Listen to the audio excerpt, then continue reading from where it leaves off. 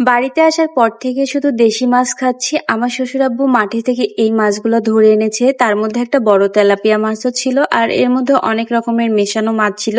এই মাছগুলা যে কি যে মজা! তো সকাল সকাল এই মাছগুলা ধরে এনেছিল আমার শ্বশুর-আব্বু। তো এই মাছগুলা আমার শাশুড়ি কেটে নিল।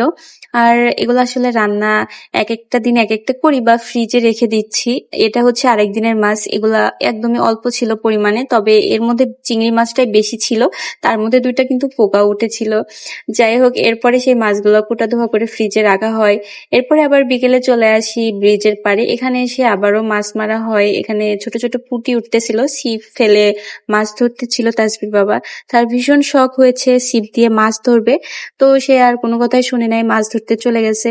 যাই হোক এখানে গিয়ে এভাবে মাছ ধরলো। আর ছিপ দিয়ে কিন্তু মাছ ধরার আনন্দটাই আলাদা।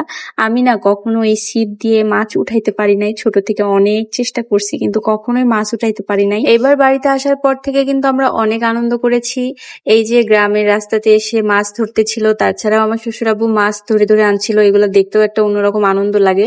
তাছাড়াও কিন্তু এবার আমার ননদও এসেছিল আমাদের সাথে। আমরা যেদিন আসছি তার পরের দিনে আমার ননদ এসেছিল। তো কে কেমন জানি না, আমার ননদ না আসলে আমার একদমই ভালো লাগে না। বাড়িটা ভীষণ ফাঁকা ফাঁকা লাগে। মানে উনি থাকলে আমার ভীষণ ভালো লাগে। যখনই আমি বাড়িতে আসি তখনই আপুকে ফোন দিয়ে আসার কথা বলি। তবে আপুর বাড়িতে অনেক কাজ, আসতে পারে না মাঝে মধ্যে। তবে এবার এসেছে যার জন্য অনেক ভালো লাগছিল আমার। এটা হচ্ছে তার পরের দিনে দুপুরবেলা রান্না। তো এই যে তেলাপিয়া মাছ ধরে এনেছিল সেটা তাজবির জন্য ফ্রাই করি। শুধু তাজবির জন্য না, আমার ননদের মেয়ে ছিল তাজবি, আর তাজবির ছোট বোন বড় বোন মিলে খাবে। যাই হোক এখানে মাছটাকে ভাজি করলাম, তার সাথে কিছু পেঁয়াজ কুচি করে দিলাম। এভাবে পেঁয়াজ কুচি দিয়ে তেলাপিয়া মাছটাকে ভাজি করলে বেশ ভালো লাগে খাইতে। মাছ ভাজি করার পরে ছোট মাছগুলা রান্না করলাম। আর ছোট মাছগুলাকে আমি সবসময় কষিয়ে রান্না করি। এই দেশি মাছগুলোর যে স্বাদ, এই মাছগুলাকে ভাজি করলে তো স্বাদ একদমই নষ্ট হয়ে যাবে, যার জন্য আমি কষিয়ে রান্না করলাম। আর ওই যে বললাম সব মশলা কম দেওয়ার চেষ্টা করছি। আর বাড়িতে আসলে আমার রান্না বান্না একটু অন্যরকম হয়ে যায়, চেঞ্জ হয়ে যায় আর কি। আর যেদিন থেকে বাড়িতে এসেছি সেদিন থেকে কিন্তু ছোট মাছই খাচ্ছি, এজন্য আমার ভীষণ ভালো লাগছে। আর ছোট মাছটা শুধু খালি খালি কয়েকবার খাওয়া হয়েছে, যার জন্য ভাবলাম আজকে ছোট মাছ রান্নাটাতে একটু আলু বেগুন দিই। তাছাড়া আলু বেগুন দিয়ে ছোট মাছ খেতে কিন্তু ভীষণ মজা হয়।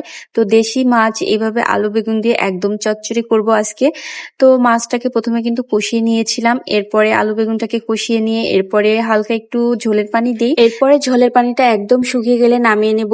এরপরে আরেকটা তরকারি রান্না করার জন্য এখানে মশলা কষিয়ে নিলাম আর চাল কুমড়া আলু দিয়ে দিলাম। চাল কুমড়াটা আমার ননদ তার বাড়ি থেকে এনেছিল, একদম বেবি ছিল। এরকম বেবি চাল কুমড়া কিন্তু খেতে অনেক মজা হয়। তো আজকের চাল কুমড়াটা আমি মাছ দিয়ে রান্না করব, রুই মাছ দিয়ে। তো এখানে চাল কুমড়াটাকে বেশ কিছুক্ষণ কষিয়ে নিলাম। বাড়িতে আসলে আসলে আমি অনেক কাজে অনেক রকম ভাবে ব্যস্ত হয়ে যাই, যার জন্য ভিডিওগুলা ঠিকভাবে দিতে পারি না। তো যার যার ভালো লাগবে সে দেখবেন, যার ভালো লাগবে না সে দেখবেন না। আর আজকের ভিডিও কিন্তু এখানে শেষ করছি। নেক্সট ভিডিও নিয়ে আবারও আসবো। আল্লাহ হাফিজ।